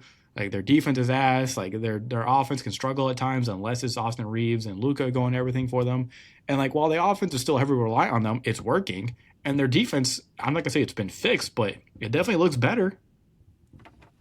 Yeah, I still have a lot of confidence, or a lot more confidence in them than I do Houston, Hmm. their offense, or even Denver's defense as well. But it really is solely going to be based off of matchups. I think that's going to be a difference maker. Obviously, I think like in the case of like Lakers and Denver, you're probably like, all right, you're going to get Houston and Minnesota. Which if that's the case, Lakers against Minnesota and Houston against Denver, like it is Houston versus Denver would be very interesting for the sense of like great offense versus great defense, and then it's like, what happens in the clutch? Like, what is the difference maker? Like, is it like, all right, you see Kevin Durant hit a clutch shot, or is it Jokic breaking through and hitting a clutch shot? Like, I just don't know what that series would play out to. I don't know either, but I know I can't wait. If you're, I'm looking at the potential playoff picture right now. I think it. If I had my choice, I would stop it right now. These are the exact matchups I want. You would get Thunder against either the Suns or the Clippers, and then you would get the Spurs against either the Warriors or the Trailblazers round one. But then it would be Nuggets, Rockets, Lakers, Timberwolves. Like I'm even cool if it's like if you switch like Rockets and Timberwolves right there. But like either way, dude, oh my god, that's gonna be so good. The Lakers Timberwolves, poor Rudy Gobert. Yeah, If he has to go against, if he has to have another clutch shot hit in his face by Luca in the playoffs, it's just like, damn, dude. oh my goodness, the Lakers defense is terrible. OKC tearing them apart right now. 41 points in the first quarter, and it's not over yet. It's another minute left. Yeah, of course. The show where we start praising their defense, they're gonna fall apart. In the you allow, and it's wide open threes. Like you're just not like you'll have to watch it back. Yeah, well, I am. So, yeah, God. Why is it always when I watch OKC games? It's always the games where you guys want to like flex somehow and be like, do something where I'm like, all right, fuck you. Like, especially what frustrates me, dude. And it's like every time it's like Jared McCain or Isaiah Joe steps in, and the announcers, without a doubt, every time be like, "What was Philly thinking?" And I'm like, "Shut, God, like, can we?" I don't want to have to hear it every time. All right, I'm gonna use this opportunity. You mentioned Philly, so I'm gonna use that opportunity to go to our shoot around portion and start off with a Philly, specific thing here, the NBA Embiid rule, because now Yeah. it is now potentially screwing over a lot of different situations where Cade Cunningham and Anthony Edwards are now both ineligible. Well, no, I think Ant can still do it, right? If he plays the rest of the games. I believe that is false. Let me check. I thought I was looking at it yesterday. I think it's like he has to play the rest of the game. He can maybe miss one. I swear I saw something. Let me just check. I'm But like, Cade for sure. Yeah, Cade. yes, I know Cade for sure, and I'm like almost certain that Ant is in the same boat. Where did I see it? I see. He has played how many games this year? Yeah, he's ineligible, fully ineligible. Damn, yeah, he's Anthony only Edwards played. is out Thursday against the Pistons with right knee pain and illness. Timur Star will not make the 65 game Wow. requirement and is now ineligible for the end of season NBA awards. So obviously, this now adds to the growing list of, and I'll list off everyone who of notice is or of importance is going to miss or it can't be put on any NBA award team or any awards. Giannis, Embiid, LeBron, Anthony Davis, Steph Curry, Austin Reeves, Jalen Williams, Trae Young, Domantas Sabonis, Jimmy Butler, and the list goes on. But those are at least the main ones. And there's a couple obviously you're watching keeping an eye on Wemby, you're keeping an eye on Shea. I think Shea can miss I think if he's not. I think Shea's good. Yeah. And Wemby wants this shit. Like he's gonna play. So I don't think we'll lose any major stars. Like Jokic isn't in concern of missing things, but it is just crazy. And look, I think we talked about the way Jaylen Brown has played, Shea's played, and Luka's played. I don't think Cade would have gotten NBA first team over all of them, but clearly after that, I don't think there's a better guard. As a fourth, which is crazy to say, there's those three and then there's Cade. But that's just how good those three have been this year, where it's I couldn't see, you can maybe make the case of Jaylen Brown, but Jaylen Brown was an MVP candidate 90% of the season, and now Jason Tatum has come back. That hasn't changed. Yeah. And I think the top, I mean, you can at least say it's it's going to be Luka, Shea, Jokic. I would put Jaylen Brown there. There's someone big I'm missing. Luka, Shea, Jokic. Oh, Wemby, Jaylen Brown. I was like, yeah, someone big. Yeah, someone big. So I think that the four of them, at least all the international guys, you're they're kind of like a lock for first team All NBA. And Yeah. then so that fifth spot has been the one where you're like, who's healthy and who's making it to 65 games. I think Anton is in the same boat where it's like he also is that second team category where it's like Right. you He would have you're been. right there, but like oh yeah, would have been where you're right there behind those three like premier guards. So it's just going to be interesting to see how it shakes out because obviously there's a lot of talent and the positive about this is that we're going to see a lot of underrated I don't say underrated but players where you're like oh they did have a really good season like kind of get added to the list of whether this is defensive team as well. So I think this is like yes, this is definitely like a negative for some of those top stars, especially unfortunate injuries like a Cade situation where it's like that's just a freak accident. But at the same time, I think when you consider the same way last year, Wimby missing the eligibility opened up the potential for a player like Dyson Daniels to almost win Defensive Player of the Year, where it's like he had a phenomenal year, and it's like you Should look at have. the situation, absolutely should have. But you were like, all right, like Wimby's gonna win five of these the next decade, I mean, like, and he's going to be the number year, one guy probably for his it, career. yes, you can put him down for Defensive Player of the Year every year. What about some of these other guards where it's like it's difficult to have these moments? Like Casey Wallace leads the league in steals and has been great. We're not going to see him get any like maybe make the short list, but other than that, like we all know it's Wimby. Like he's insane. So it is going to be like fun, that like especially the defensive team where you consider a Giannis would have been on there, probably Anthony Davis would have been on there. Well, he also is the rules also made for him missing the amount of games, so probably not. But either way, I think that this yes, it's a negative in a lot of senses that we're losing top players like Cade Cunningham and Anthony Edwards and can't give them recognition for the years that they had.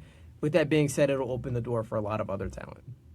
Yeah, and I think guys like Cade and Ant, they don't really have to worry about their money as much. Like obviously the accolades are nice, but this won't affect their money as much, I don't think, because they've already been paid, and I don't think going forward it really affects them that much. But yeah, it's just the whole 65 game rule thing, and it's probably going to change. And it's the problem is every time it changes, you have to wonder like, okay, well, if it does change, like, is it end up going to be worse? It's kind of like the what's it called the tanking stuff, right? It's like the solutions aren't always making things better. It's like you'll fix, it's like you put out one fire, two more pop up. So it's like it's hard to discern like how is this actually going to help anybody because one bright side of the 65 game rule is it does get guys to play. Like Wemby is campaigning for these awards. Like he is putting himself on that court, like in games where it's like he doesn't even have to play, or maybe sometimes he even shouldn't play because he wants to get this award. So it's like in that sense, it can be a good thing where it's like, okay, you guys have to play these games, but then at the same time, it's like Ant and Cade 100% deserve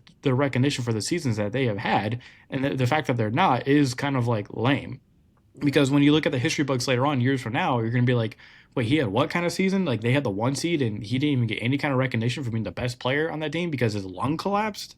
Like, he's being punished because his When you put it lung like gave up that, on that him. is crazy. Yeah, it's like, brother, like that's what we're doing, and it's like people like us will remember that, like, oh, like wow, okay, but then like years from now, there's gonna be some dickhead who's gonna be like, oh, well, this guy's got this many All NBAs compared to this guy, and be like, his fucking leg lung collapsed. Like, what the hell are we talking about? Like, because of a dumb rule that was put in place because of Embiid.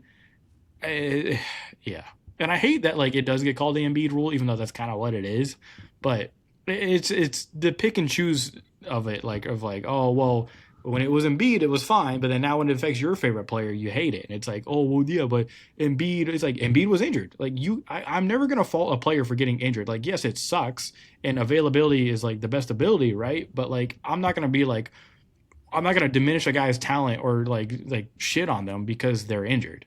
Yeah. Like, they shouldn't be like not rewarded because of it. I don't know. It's annoying. The whole yeah. Should we talk a bit about the tanking stuff? There was a lot more rules they were coming out with, like suggestions. Honestly, I am still confused about like the understanding them because I feel like they're complicated, which I think as Well, a they're talking about whole, even getting like playing teams involved in the odds. yes. And if and this is my whole part of this is that like especially from a fan perspective of this where it's like you're at the end of the day you're trying to make this more entertainable for fans.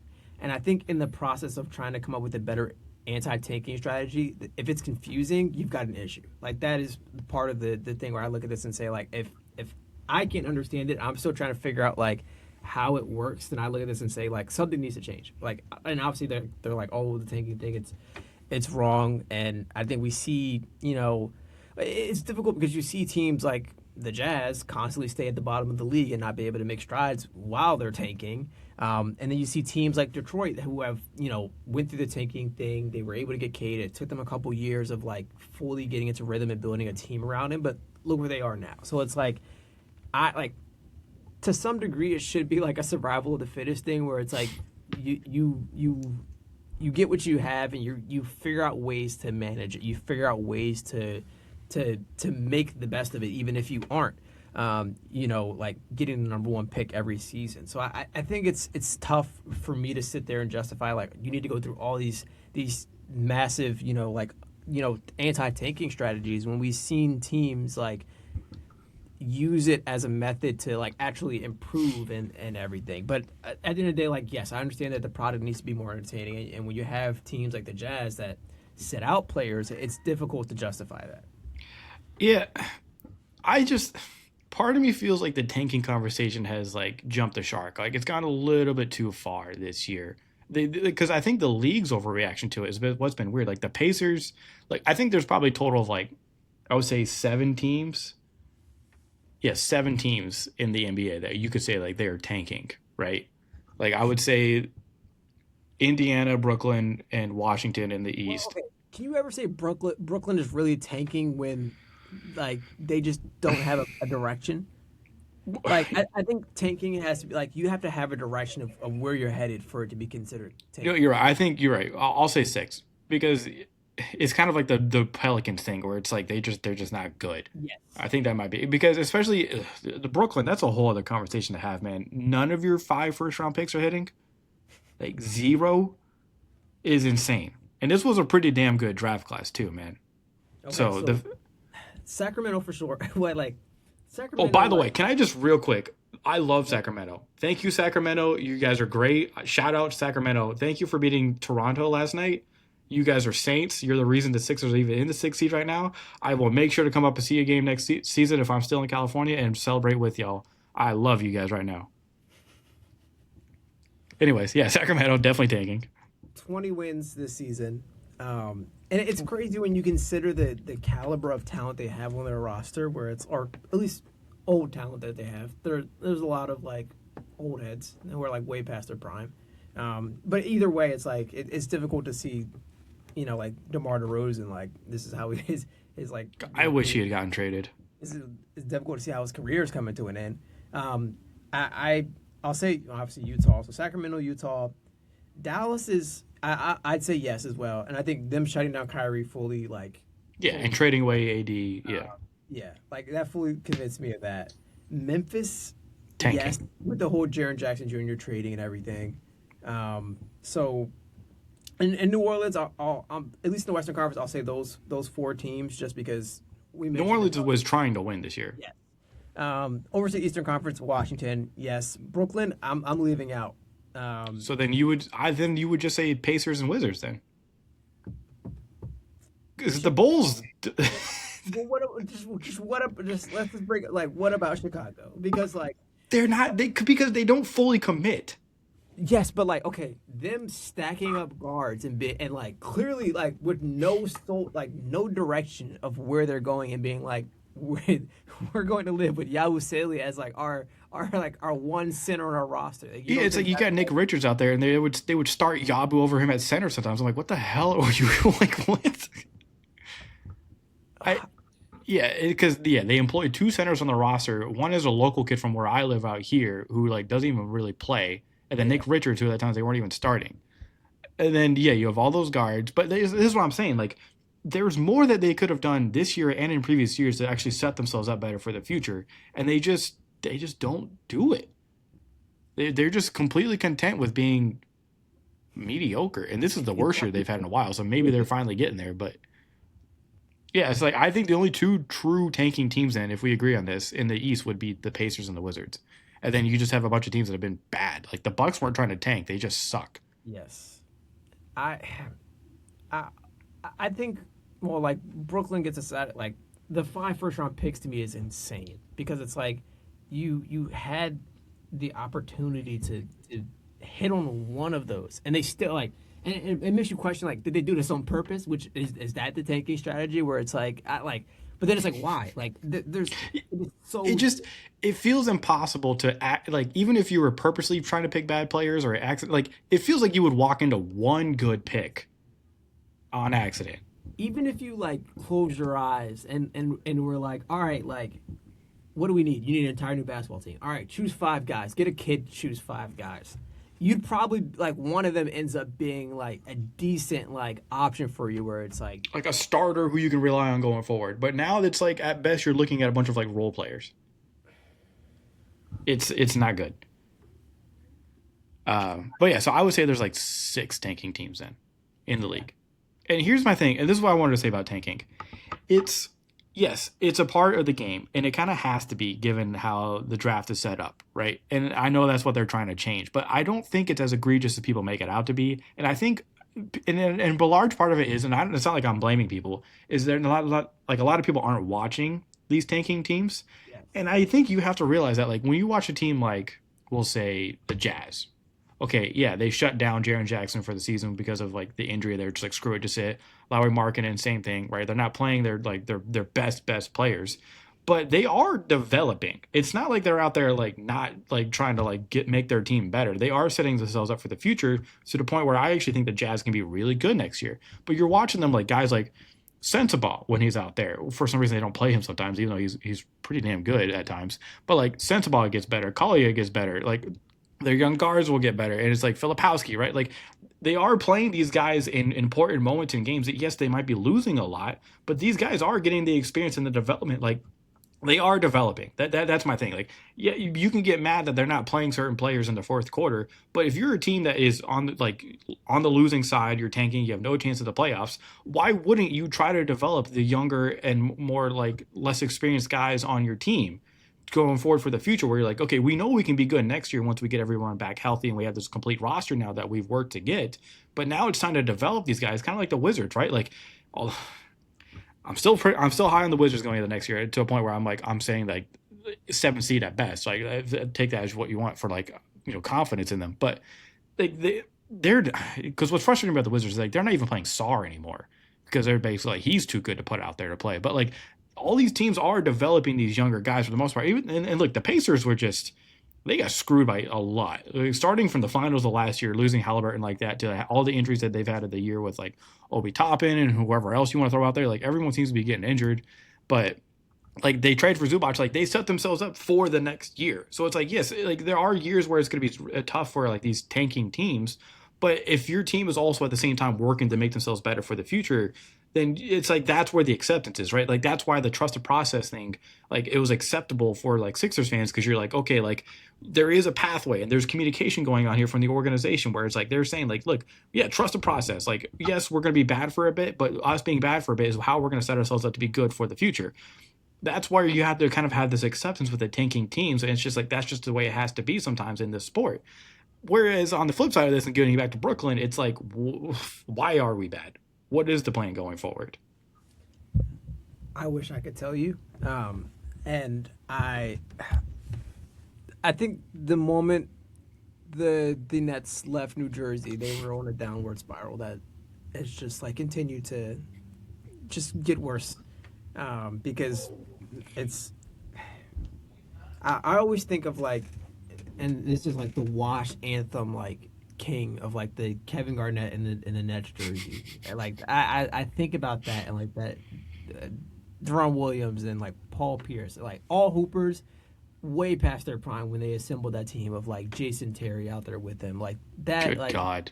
that to me like I think about that sometimes and like how like they thought, yeah, this is gonna move mountains. This is how It's going to sell tickets. yeah, we're gonna sell tickets. Like I, and since then nothing of significance. Like you had maybe that one fun year where it was like, oh, you had like D'Angelo Russell and it was like the fun Nets team where they were like dancing on the bench and everything. Other than that, I can't tell you a meaningful Nets team that's ever been assembled in Brooklyn. Yeah. I'm trying to think. The last time they were doing anything was like D'Angelo Russell when he was popping off Yeah. for them that one year. And then they were going back and forth with the Sixers when like Jared Dudley was having a thing with Ben I Simmons. remember that. Yeah, He's like fully kept outstretching his arms. yeah, yeah. Jared, hey, he's coaching somewhere now, isn't he? Was it Memphis or something like that? I don't know. Anyways, and Ben Simmons is out of the league, so it's like they're both out of the league at this point. It's and while Ben Simmons more than Dudley, but He's an assistant coach with the Nuggets. okay, yeah, okay. So yeah, Jared Dudley's doing fine. Ben Simmons not so much, but oof. Well, he's yeah. Anyways, good conversation about tanking. It's gonna this offseason is gonna be very interesting for the NBA when it comes to the tanking stuff, the 65 game rule, the expansion. Like it's gonna be a very loud offseason. Yes, for sure. And the draft. The draft is coming up soon, and that's gonna be a lot too. I don't know. All right. I didn't have anything else for shoot around or anything like that. Did you have anything? I had one final thing to close out the show here. Yeah. Okay. Yeah. Utah. Yeah. Utah has 5 games remaining, and as things stand, they have 21 wins. That's something we talked about at the very start of the season. If the Jazz hit 25 wins, I had to buy an Ace Bailey jersey, which later was amended to also a couple of other players that we would have accepted. But I don't think that's going to happen anymore because Utah has 5 games remaining. First, they play tomorrow, as of this recording, against Houston. And they play OKC Sunday. And then they play New Orleans Tuesday, Memphis next Friday, and then the Lakers to close out the season. So they would have to win 4 of those 5 games to hit the 25 mark. For a tanking team, it's not happening. It's not happening. Not only is it not happening, but I think, you look, this entire season it's been like, oh, like, you know, when they hit 25, you got to buy the jersey. What about you? What about you in all this? There has to be a punishment for you now. And you know what? I'm turning it over. I'm turning it over to the viewers, turning it over to our people to decide what your punishment should be. And I'm clipping this. This is going to be a clip, and I'm posting it on IG. So we will see what the answers will be. Yeah, well, like, does that mean I have to buy a jersey for like a bad team? Like, what's the equivalent here? I gotta buy a Portland Trailblazers jersey. Well, there's a couple players on there. If you maybe buy the jersey, I'd be pretty upset. Young Hanson jersey. I'd be so upset. Yeah. The NBA finding the Trailblazers for contacting him illegally is interesting. I'm sorry they did their due diligence ahead of other teams. That's like what they get fined for having good intel. My fault. As a former intelligence analyst, I can. No, I'm just kidding. No, like a punishment for me, not to like put it out there for myself, would have to be by like a. Ugh, never mind. I just started cringing even thinking about it. No, say it. Well, because it'd be like a Nets jersey. Oh God, I hate the Nets. Or no, the worst one would be a Bucks jersey. To buy a Jared Dudley jersey. Yeah, I'd have to like custom make it, like do one of those things where it's like I put his number and his name in there. We're like, God. No, a Bucks jersey would probably be the worst one. I'd be so upset. Why? Why a Bucks jersey and not a Celtics one? I hate that. So the Celtics I can at least respect. I don't respect the Bucks. Yeah, that's fair. I just don't. Between their coach, their star player, their ownership, I don't give a shit about the Bucks. I don't care how that makes me sound. They are a annoying ass franchise, right? Especially this year with the whole Giannis shit. It's been so annoying. Yeah. But yeah. Jesus. No, the ultimate punishment would make me buy a Sixers jersey. Like support that stupid ass owner. He'll be all right. They'll have a competitive series before they crumble in the end. Hey, thanks, man. I appreciate it. Not root for y'all in the playoffs, that's for sure. All right, I didn't do anything. Big Spurs fan over here. Okay, that's crazy. I bet you are, huh? Let's go, Wemby. My MVP. No, I'm just kidding. Okay. I'm gonna make a MVP jersey. It's just not my MVP, and it's got a picture of Shea on it. That's insane. It's just unnecessary. Wear that proudly around LA. Probably get some props. All right. Well, anyways, that'll be it for us. Thank you, everybody, for who's been listening or watching. Please subscribe if you haven't already. We've been posting everything more and more on YouTube, as always, every week. But then we're also posting more on our socials with Instagram and TikTok. So follow us there if you haven't. I'll put those links more in our profile on YouTube so you can find those easier. But thank you, everybody, again, and we will see you again next week.